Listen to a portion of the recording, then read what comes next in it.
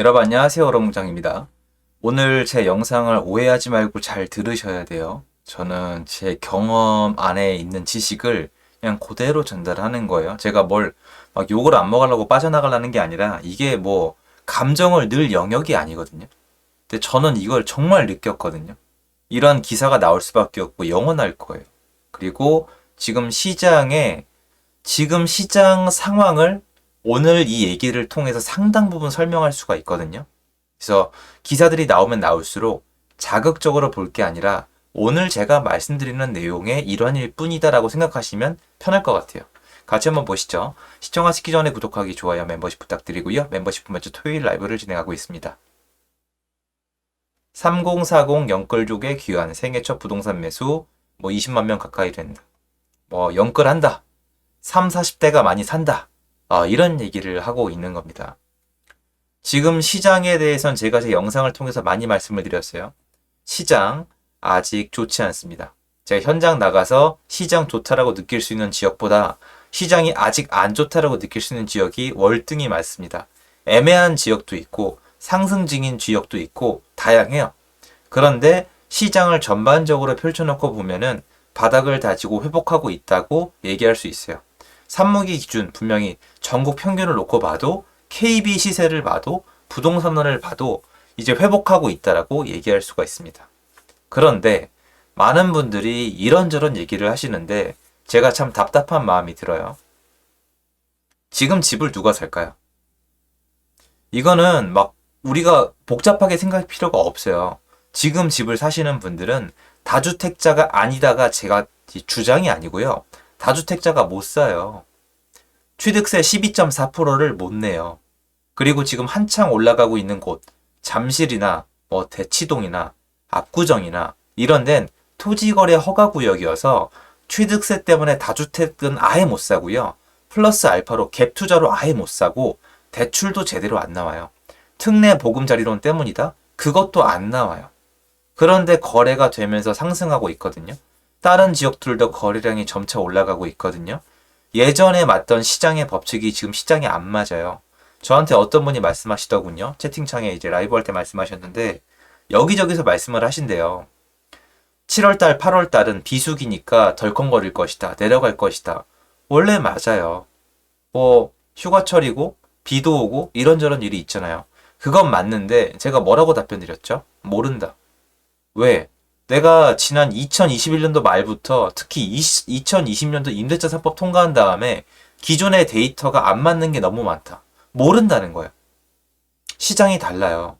너무 안 좋아졌었잖아요. 수요가 없었단 말이에요. 시장을 옛날 보는 관점 그대로 보면 지금 안 맞아요. 그러니까 발전이 없을 수밖에 없어요. 저도 되게 그 적응이 힘들었거든요. 오래 걸렸어요. 정말 많은 노력을 했어요. 잘못 판단해서 손해도 많이 봤어요. 그런데 어쨌든 예전과 시장이 달라요. 똑같이 비수기일 수도 있지만 아닐 수도 있어요. 왜냐면 수요가 완전히 바닥을 쳤다가 올라오고 있는 상황이기 때문에 여건에 따라 달라질 수가 있습니다. 그건 두고 봐야 돼요. 그건 맞출 수 있는 부분이 아니라고 전 판단하고 있어요. 전 예전과는 다른 시장이 펼쳐질 것을 계속 주장하고 있습니다. 자, 그러면 아까 했던 얘기를 계속 하자면 지금 집을 누가 사겠어요? 명의상, 여러분, 명의상. 무주택자가 사죠. 무주택이어야 대출도 나오고 맥시멈 1주택이어야 되는데 어쨌건 기존주택 처분 조건도 달아야 될 만큼 유리하지 않아요. 그러니까 집이 없는 무주택자, 명의상 중에서 지금 시장이 언제부터 왔냐, 서울 주요 입지는 좀 편하게 보시라고 말씀드리면 올 초, 원래는 작년 말인데 올 초부터 본격적으로 사기 시작했단 말이에요. 그럼 지금이야 신문기사에서 올라간다, 반등한다, 지수가 변했다고 얘기하고 있지만 올 초의 분위기가 어땠느냐? 여전히 완전히 냉탕이었어요. 안 좋았단 말이에요. 근데 그 안에서 제가 계속 말씀드리잖아요.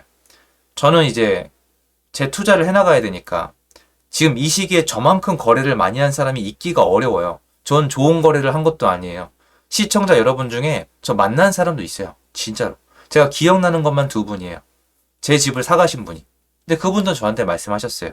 대화를 해보면 어떤 사람이 집을 사고 있는지 알 수가 있잖아요. 근데 지금 그걸 파악하는 기사나 파악하는 분이 있기가 어려운 게 지금 지난 6개월을 봤을 때 거래할 시장이 아니에요. 무조건 마이너스거든요. 거래한다는 것 자체가 인정하는 거예요. 전 인정하고 있는 거예요. 투자를 잘못했었고 손해를 봤다. 이 얘기 누가 해요? 유튜브에 나와서. 자기한테 마이너스인데. 근데 전 말씀드리는 이유가 여러분이 저보다 힘들었으니까. 저도 힘들었고 다 같이 힘들어하는 판에서 나만 무적이다. 제가 아는 그 누군가들과처럼 사기치고 싶지 않으니까 말씀을 드리는 거란 말이에요. 그럼 누가 사가는 거냐? 일단 무주택자 맞아요. 명의가 있어요. 그러니까 명의상 무주택자가 사가는 건 맞는데 중요한 건 딴 게 아니에요. 제가 오늘 영상 초반에 말씀드린 게 이거예요. 사람이 성향이 달라요. 경험도 다르고 어쨌건 경험이나 내력이나 교육을 통해서 성향이 바뀌잖아요. 어떤 거냐면 이게 상상을 해보세요. 체질상 지금 시장 계속 내려가니까 지켜봐야지. 지금은 아니야. 지금 아직 바닥 아니야. 더 내려갈 수 있어.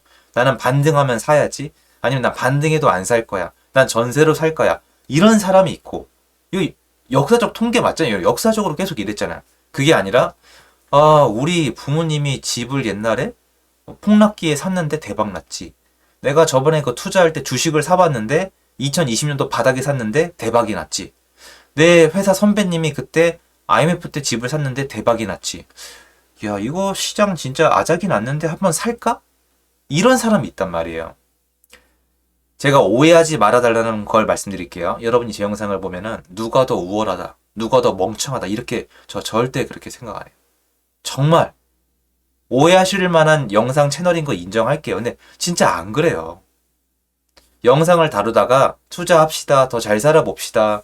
제가 하는 것 좀 이렇게 막 무조건 욕하고 그러지 마세요라고 얘기하다 보니까 오해하실 수 있는 것도 알지만 그런 게 아니에요. 사람이 다양하잖아요. 그럼 누가 샀겠어요? 맞아요.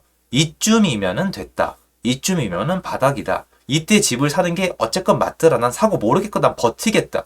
이런 사람들이 있거든요. 그 사람들이 산 거예요.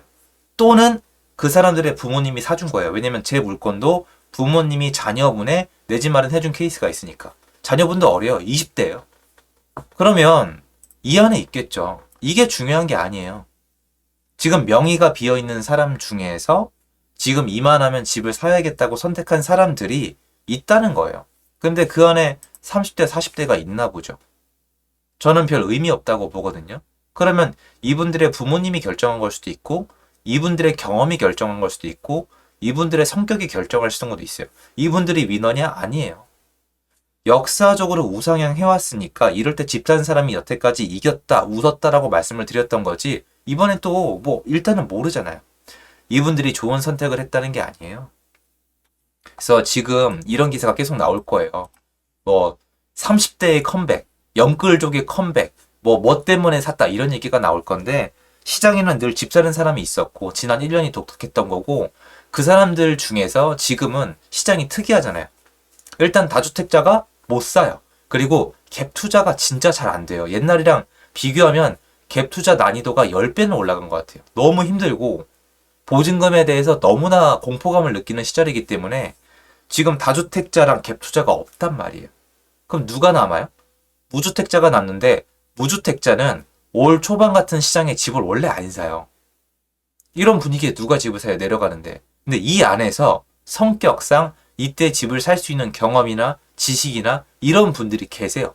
시장에 나가면 그냥 사람이 다양하잖아요. 그분들이 집을 샀고 그분들 중에 이런 사람이 좀 많았나 보다라고 생각하시면 돼요. 지금 이게 중요한 게 아니에요. 그런 사람들이 집을 사고 있는 게 선명한 시장이라는 게 중요한 거죠. 선명하잖아요. 왜? 갭 투자랑 다주택자가 못 사는 게 제 의견이 아니라 이게 시스템으로 막혀 있어요. 아예 안 된단 말이에요. 그럼 이런 사람들이 사겠죠. 여러분 30, 40대라고 그 폭락 시장에 바닥이라고 무조건 잡았겠어요? 그게 별 의미가 없다는 거예요. 지금은 몇 대, 나이가 몇인 사람이 산다는 게 중요한 게 아니라 어떤 사람이 시장을 사고 있냐는 게 중요한 거예요. 그리고 영상 마무리 전에 더 중요한 거 하나만 말씀을 드릴게요. 이거 아셔야 돼요. 제가 계속 반복드렸는데 서울 아파트가 많지 않은 거래량, 적은 거래량으로 어떤 지역들은 몇 억이 올라갔어요. 진짜 요만한 거래량인데 몇 억이 올라갔거든요. 이 사람들만으로도 몇 억을 올린 지역이 있는 거예요. 그러면 시장이 만약에 예전처럼 살아나는 게 맞다면, 제가 맞게 왔다면 이 사람들로 수요가 끝날까요? 아니요. 그렇지 않습니다. 그 부분에 집중해서 시장을 보셔야 되고 그 부분에 대해서만큼은 개인적으로 예측하고 일단 정해놓는 게 여러분이 결정하기 전에 해야 되는 일 중에 하나라고 저는 생각하고 있고 그 내용을 저는 끊임없이 말씀을 드리고 있는 거예요. 왜냐? 이 시장에서 전 머리가 깨졌었고 넘어졌었고 이제 정신 차리고 일어나서 치료를 끝낸 사람이니까 너무나 무섭단 말이에요. 그리고 여러분도 무서울 거란 말이에요. 그거를 같이 하고 싶은 거예요. 이 시장에서 느끼는 공포감을. 그런 것도 못 느끼면서 입만 터는 사람들이 너무 많은 게 이 바닥이거든요. 개인적으로 혐오합니다. 근데 어쩌겠습니까? 제가 잘해야죠. 제 영상 여기까지고요. 여러분이 오늘 제가 한 얘기 좀 오해 안 하고 한번 듣고 생각해 봐 주셨으면 감사하겠습니다. 좋은 하루 되세요. 감사합니다.